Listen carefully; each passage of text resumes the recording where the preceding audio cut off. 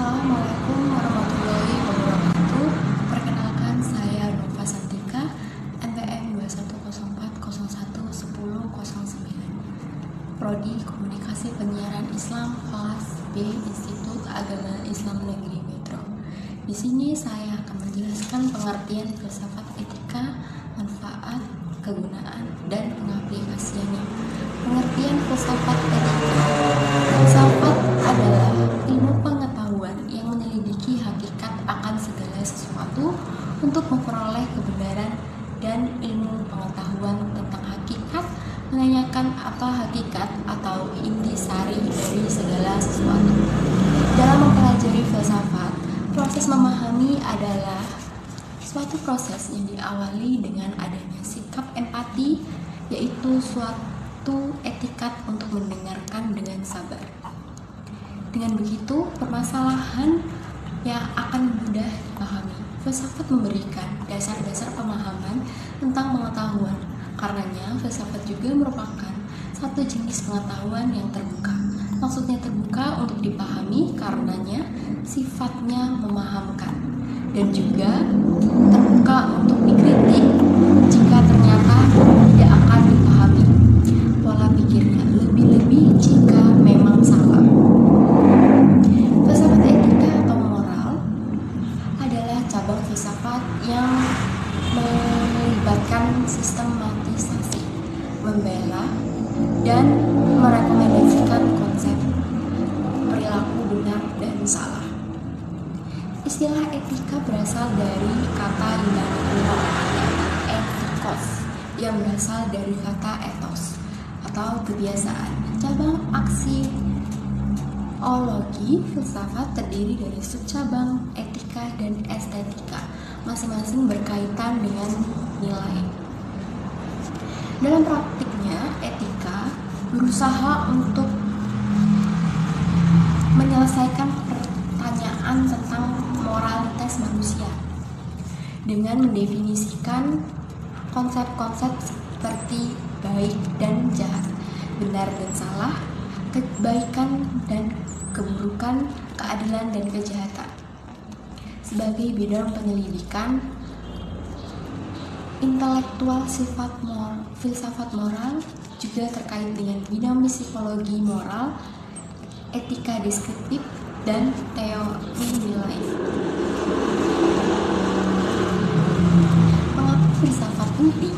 Karena dunia sekarang ini semakin ditentukan oleh iptek. Hampir dalam segala hal, mulai dari pola pikir, cara hidup, dan kebutuhannya, dapat dikatakan bahwa teknologi ini sudah menjadi bagian dari hidup manusia. Akibatnya muncul berbagai praktek pendewaan terhadap ilmu pengetahuan. Manfaat filsafat adalah sebagai alat mencari kebenaran dari gejala fenomena yang ada, mempertahankan, menunjang, dan melawan atau berdiri netral terhadap pandangan filsafat lainnya, memberikan pengertian tentang cara hidup, pengalaman hidup, pandangan hidup, dan pandangan dunia.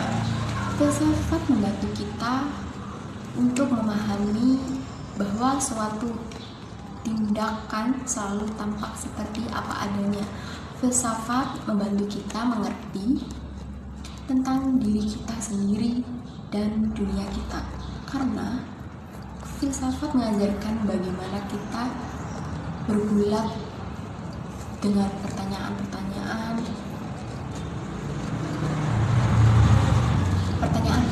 mendasar. Filsafat membuat kita lebih praktis. Manfaatnya juga agar seseorang memiliki rasa tanggung jawab, dipakai sebagai pedoman, dapat meningkatkan kredibilitas perusahaan dan organisasi, menjaga ketertiban dan keteraturan dalam organisasi atau perusahaan, menjadi kontrol sosial, dan dapat meningkatkan kesejahteraan manusia bisa melindungi hak anggota pekerja, dipakai sebagai acuan untuk memecahkan masalah internal dan eksternal. Artinya, filsafat bersifat sistematis, artinya pertanyaan-pertanyaan atau kajian-kajiannya menunjukkan adanya hubungan satu sama lain, saling berkaitan dan bersifat koheren atau runtuh. Di dalam tradisi filsafat ada paham-paham atau aliran besar yang menjadi titik tolak dan inti pandangan terhadap berbagai pertanyaan.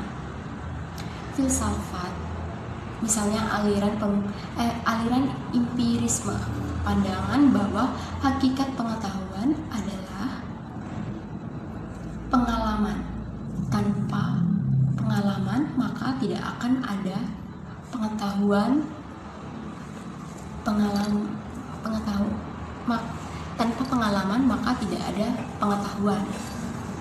Pengalaman diperoleh karena ada indera manusia yang menangkap objek-objek di sekelilingnya atau sensasi indera yang kemudian menjadi persepsi dan diolah oleh akal sehingga menjadi pengetahuan. Filsafat bersifat universal, artinya pertanyaan-pertanyaan dan jawaban-jawaban filsafat bersifat umum dan mengenai semua orang. Misalnya, keadilan adalah keadaan seimbang antara hak dan kewajiban. Setiap orang selalu berusaha untuk mendapatkan keadilan. Bila kita membicarakan tentang pengetahuan yang sistematis, pasti ada kejelasan mengenai objeknya. Objek dibedakan menjadi dua, yaitu objek material dan objek formal. Setiap ilmu mempunyai objek material dan objek formal masing-masing. Demikian pula halnya dengan filsafat. Sering orang mengatakan bahwa salah satu perbedaan antara ilmu empiris dan filsafat adalah karena objeknya ini. Objek material filsafat meliputi segala sesuatu yang ada. Segala sesuatu itu adalah Tuhan, alam, dan manusia. Bandingkanlah dengan ilmu empiris dan ilmu agama. Objek ilmu empiris hanya manusia dan alam. Ilmu empiris tidak mempermasalahkan atau mengkaji tentang Tuhan, tetapi ilmu-ilmu agama atau teologi sebagai besar berisi kajian tentang ketuhanan, ditinjau dari perspektif dan interpretasi manusia terhadap wahyu atau ajaran para nabi. Ilmu filsafat mengkaji tentang alam, mengkaji tentang alam, manusia, dan Tuhan. Objek formal atau sudut pandang pendekatan filsafat adalah sudut pandangan hakikatnya. Filsafat berusaha untuk membahas hakikat segala sesuatu. Hakikat artinya kebenaran yang bersungguh-sungguh atau yang sejati, dan esensial, hukum yang bersifat kebetulan. Sebagai contoh dapat dikemukakan di sini. Manusia sebagai objek kajian, ilmu dan filsafat dapat dikaji dari berbagai sudut. Untuk contoh filsafat dalam kehidupan sehari-hari, yaitu bisa dengan selalu berpikir secara konseptual. Jadi yang sudah direncanakan sudah dipikirkan dengan matang serta memiliki konsep ke depannya. Contohnya, ketika sudah memutuskan untuk kuliah di suatu jurusan, ada pula hubungan yang sangat erat antara filsafat, etika, dan ilmu yang bergerak otonom tidak boleh meninggalkan landasan filosofinya. Menjadikan ilmu masih tetap pada hakikatnya, keilmuannya. Ilmu sebagai bidang yang otonom, tidak bebas nilai, dan selalu berkaitan dengan nilai-nilai etika, terutama dalam penerapan ilmu. Etika sebagai salah satu cabang dalam filsafat akan memberikan arahan atau guidance bagi gerakan ilmu, sehingga membawa kemanfaatan bagi manusia. Demikian penjelasan saya tentang filsafat, etika, dan ilmu komunikasi. Jika ada salah kata, saya mohon maaf. Dan saya akhiri, wabillahi taufiq wal hidayah. Wassalamualaikum warahmatullahi wabarakatuh.